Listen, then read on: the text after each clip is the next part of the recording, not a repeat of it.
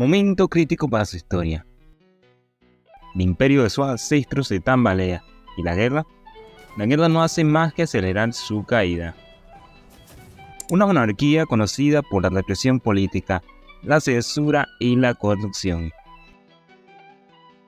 Circulan los años 1918, época de grandes conflictos, sobre todo para el último sultanato de Turquía, que con una pequeña muestra de debilidad se fracturará en 1000 partes. Con un movimiento nacionalista pisándole las piernas, lo único que le da fuerzas para hacer cara es aquello que le delegaron sus antepasados. Su nombre, Shehzade Mehmed, mejor conocido como Erzurumberg o el Guía. Hace algún tiempo, uno de los grandes sultanes otomanos, monarca de uno de los imperios más grandes del mundo, imperio que se extendía desde el sur de Austria hasta Yemen y desde Argelia hasta Azerbaiyán. Así se encabeza la historia de hoy. Así comienza el último sultanato de Turquía, los Mehmed, y el fin del Imperio Otomano. Por aquí, como siempre en la narración, el filo historiador, que por cierto, trae este video a petición de Hania y Yasmin. Así que sin más que agregar, comenzamos. Considerados una sociedad jerárquica, para aquel tiempo el Imperio Otomano había resistido con valor la revolución y las reformas de 1908, que habían sido impuestas en conjunto al alzamiento de los jóvenes turcos. Aquel movimiento había sido orquestado de la mano de intelectuales, estudiantes, oficiales del ejército y algunos miembros de la élite otomana. Todo aquello ocasionado porque el sultán Abdülhamid II, mejor conocido como el Sultán Rojo, había suspendido la constitución otomana en 1876 y se había encargado de concentrar todo el poder en sus manos. Tras el alzamiento, se restauró la constitución y se implementaron reformas políticas fomentando el nacionalismo turco, pero cabe aclarar que aquello no fue más que el inicio de su propio fin.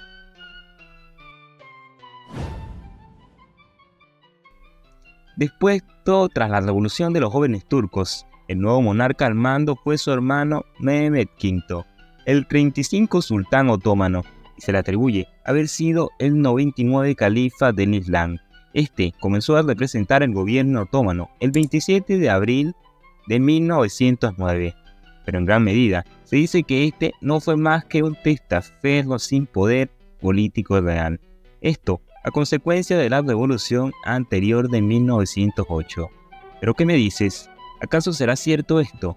Lo poco que se sabe es que bajo su resguardo, el Imperio Otomano perdió gran parte de sus territorios restantes en el norte de África, y que a causa de esto también se iniciaron pequeñas guerras en escala que asolaron la mayoría de sus territorios. Una de estas guerras fue la Guerra Ítalo-Turca, conocida en Italia como la Guerra de Libia y en Turquía como la Guerra de Tripolitania. Esta principalmente fue un conflicto armado entre los otomanos y el reino italiano, que dio inicio con el ataque de Italia a las provincias otomanas de Tripolitania, Fezzan y Cirenaica, que actualmente constituyen la actual Libia. La pérdida repentina de estas enormes franjas territoriales, que habían sido durante siglos otomanas, fueron un duro golpe e impactaron a la población turco-otomana, que enseguida hicieron fuertes reacciones populares contra la monarquía. Con una nueva política de recuperación, tras la pérdida de los territorios, Mehmed V seguidamente instó a que el país se mantuviera alejado de posibles nuevos conflictos. Algo que poco importó a la población otomana, debido a la poca influencia que iban perdiendo desde el derrocamiento de 1909. Al fin y al cabo, con los meses, Mehmed puso nuevamente su palabra en duda, cuando formalmente declaró la yihad, la guerra santa, contra los aliados de la Primera Guerra Mundial.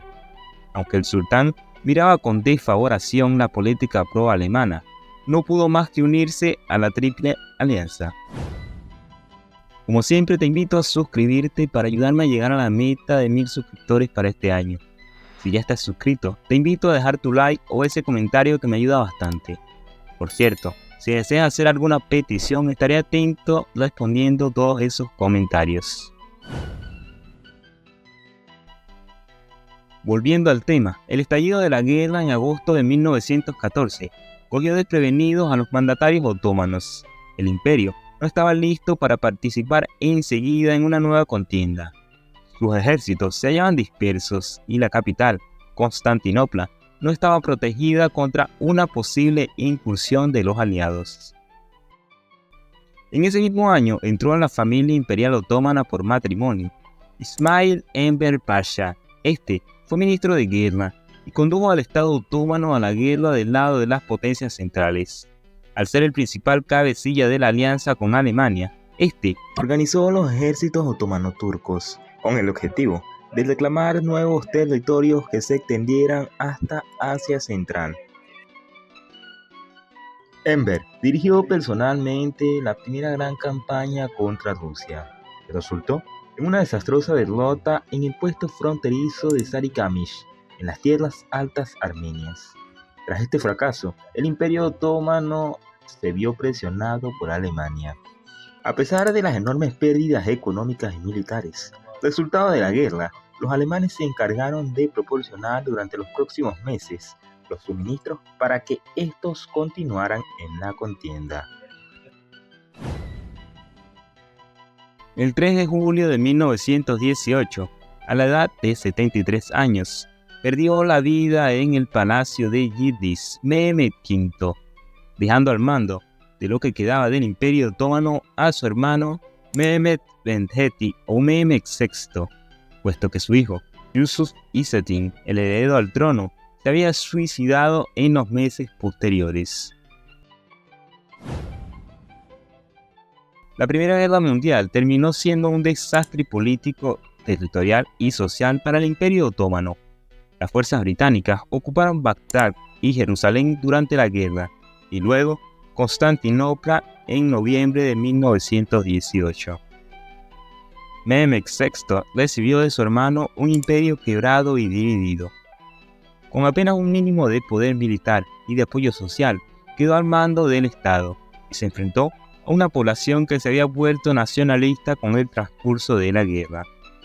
El 10 de agosto de 1920, sin ninguna oposición a los aliados, los representantes de Mehmed firmaron el Tratado de Cetres, el cual reconocía los mandatos y eliminaba el control otomano sobre Anatolia y Esmirna, reduciendo aún más la extensión territorial de Turquía.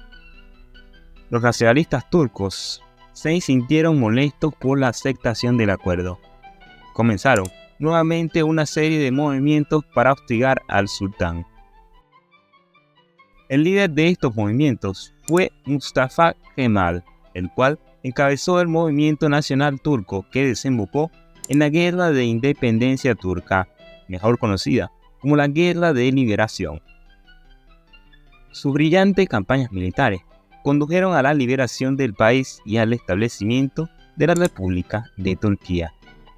En 1920, bajo el liderato del mismo hombre y en conjunto con la Gran Asamblea Nacional Turca, promulgaron una nueva constitución, donde se creó un nuevo gobierno para la nueva República de Turquía.